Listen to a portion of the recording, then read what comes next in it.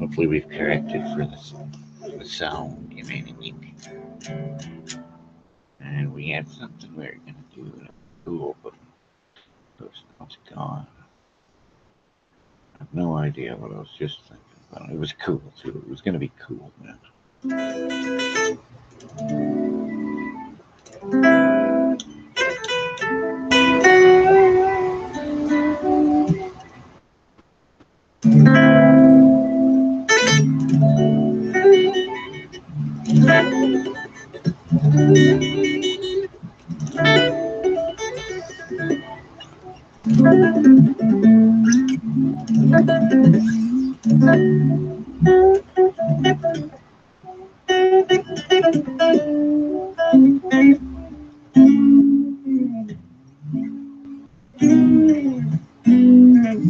I've gone for like a softer tone, not so hard edged, and but I like a little bit of, I like a warm tone, yeah, but I like a clear tone, depending on what you're doing, right, baby.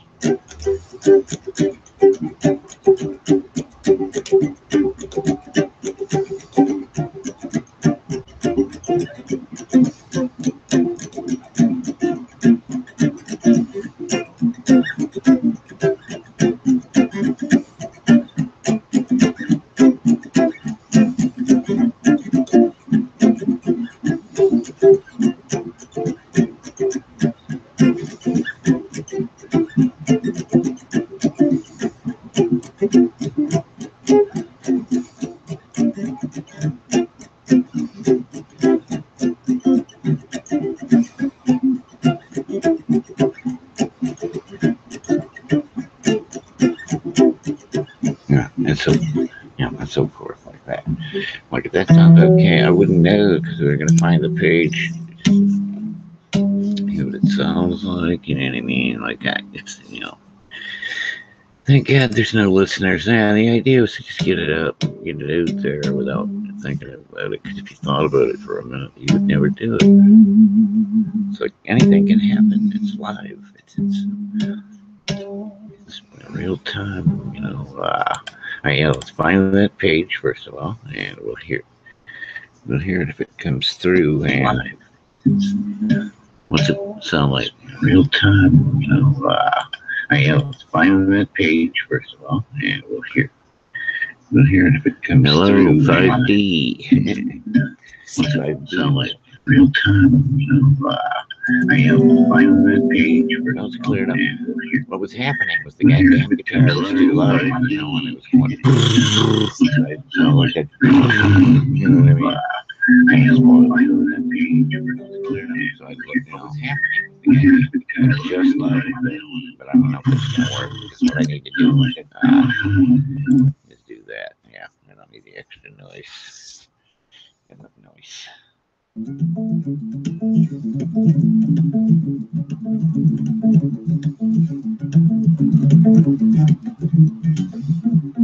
Right. Right.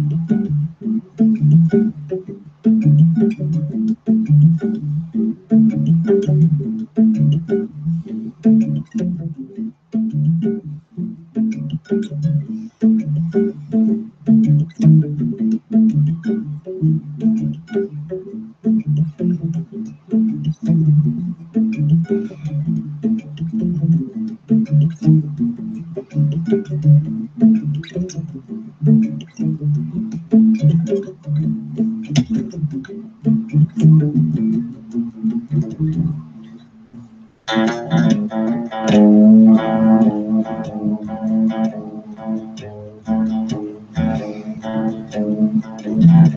already wrote that. Yeah, that was his thing. I was doing. I got. Yeah, I totally wrote that. I was like, insane, you know, but. Right. Right. Oh, yeah, something like that. You know what I mean? Like, we're on our A string, okay? I don't know if I'm in tune, but here's my A. Okay. That's an A, okay? There's an E. Yeah, like, if you want to play along with me, we can call this lesson number 1, right? Not to let the blues get you down.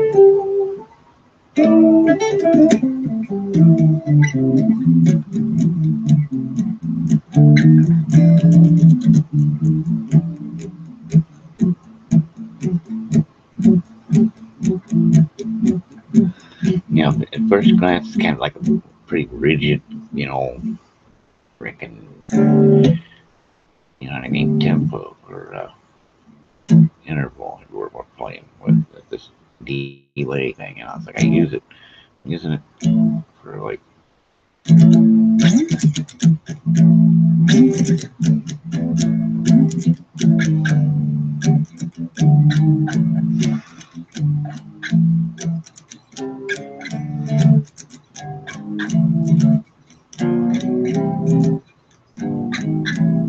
See, hear that?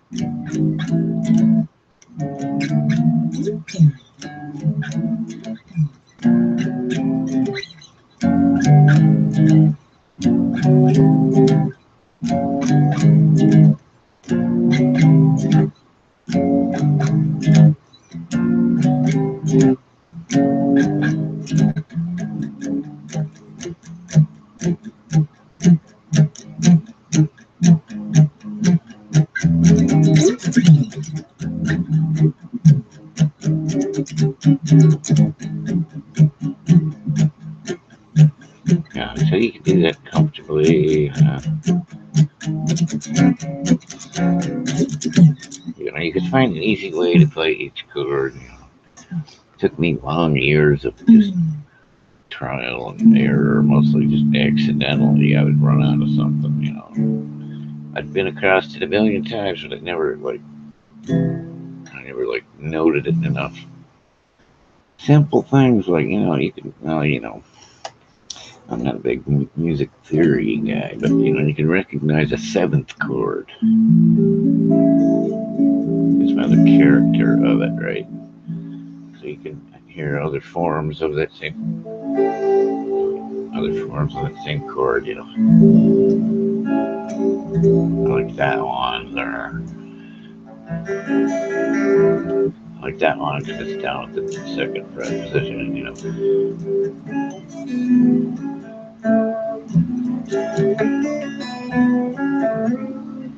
Yeah.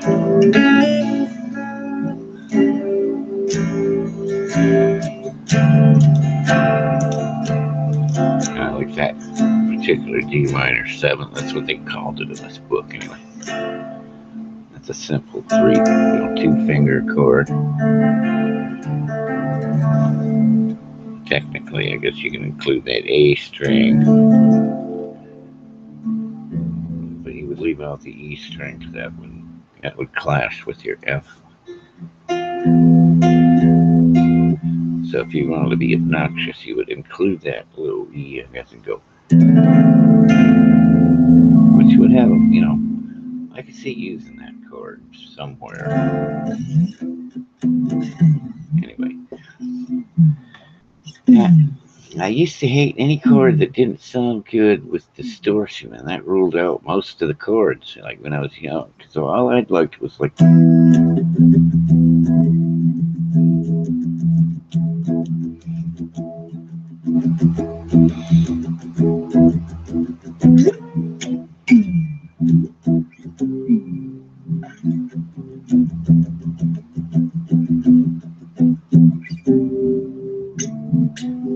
But you know, I mean, for years I was like, how can they play?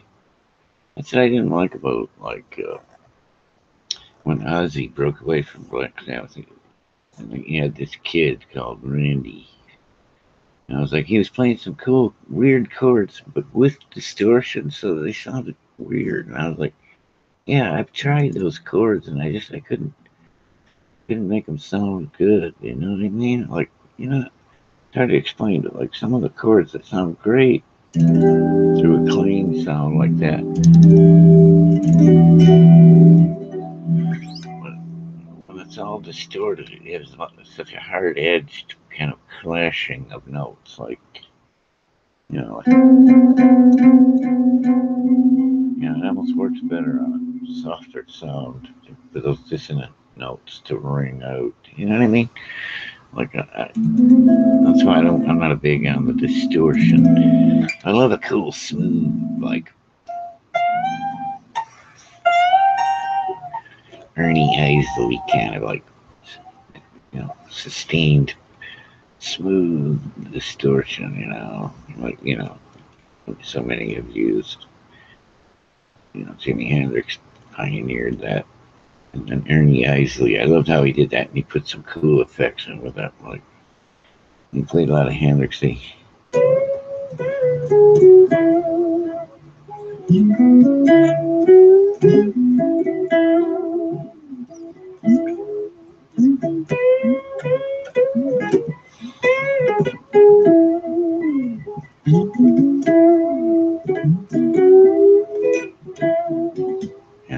I love that. I love all the blues riffs. I'm still learning. But I make them up too. You know what I'm saying? It's like I made one of them up. Lots of them.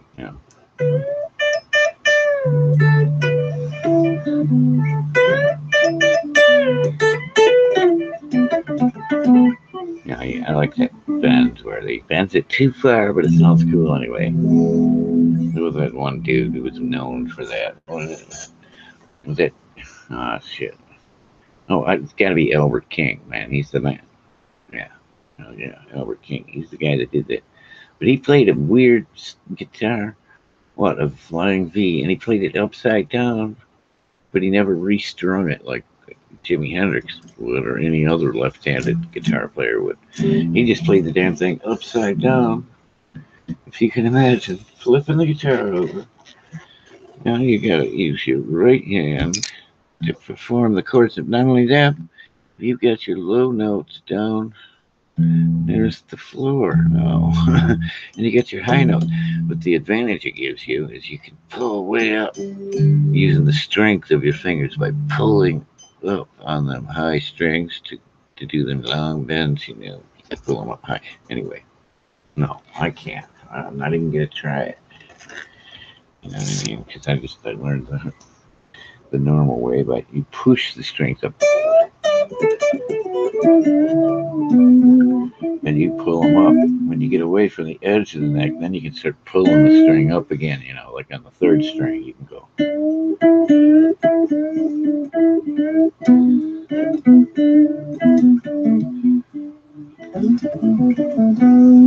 But because there's enough strings, there's more than one way to play any damn thing you can think of. So if you don't like one chord form, you can find an easier way to play that. I guarantee any chord, you can find an easy form of it. Like it's an E major 7th. There's no better form of that chord than the 3-finger. At the 1, 2, 3, 4, 5, 6, 7th fret, A string. Then the 9th fret D string, and then the 8th fret D string. So it's like low E above that. So I was like,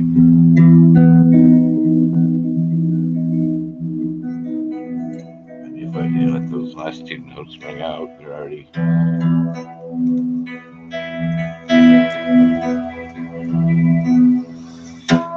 And when it's in tune, it sounds good.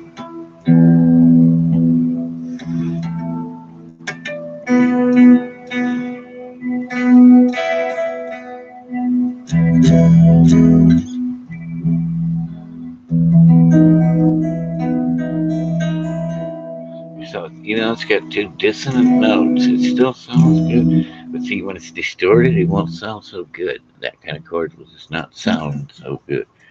So it depends on how you're using it. Right?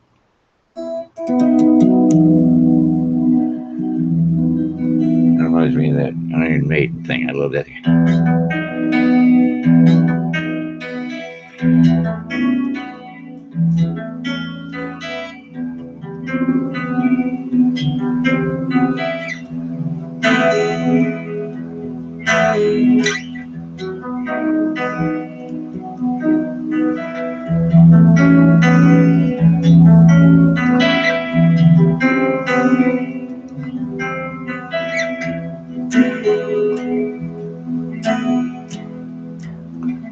Yeah, I love how that.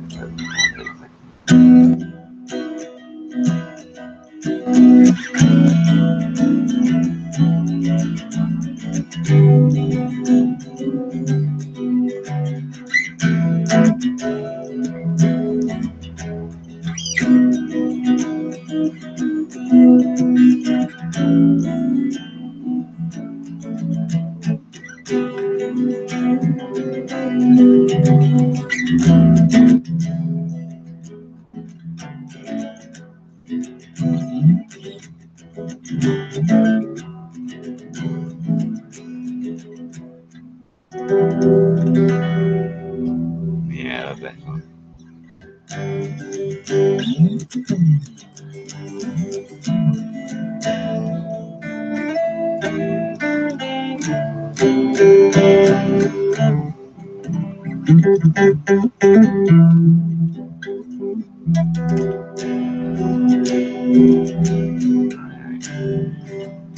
Yeah, I love that one.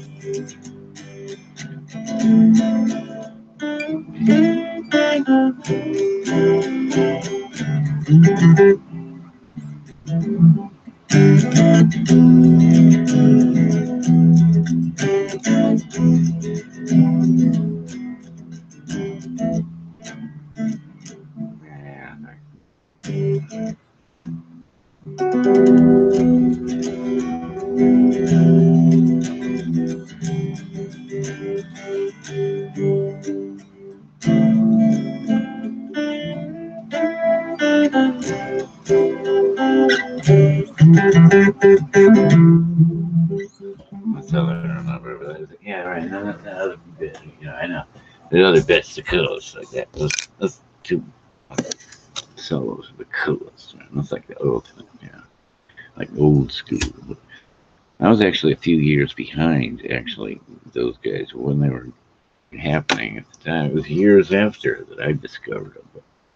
But I would have been into it totally at the time. Cause, like, I was, well, let's see. I don't know. Those guys are a bit older than me, so. But they are super old.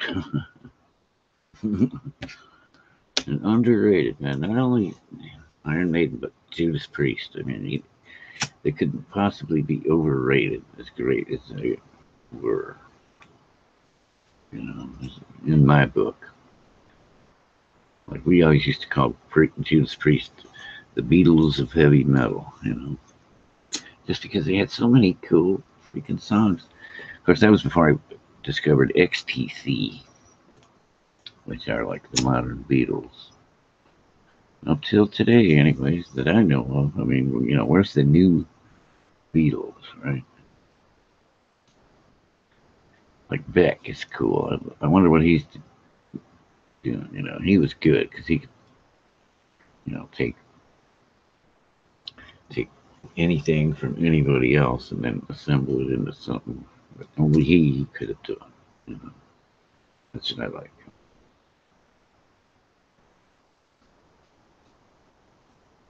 Anyway,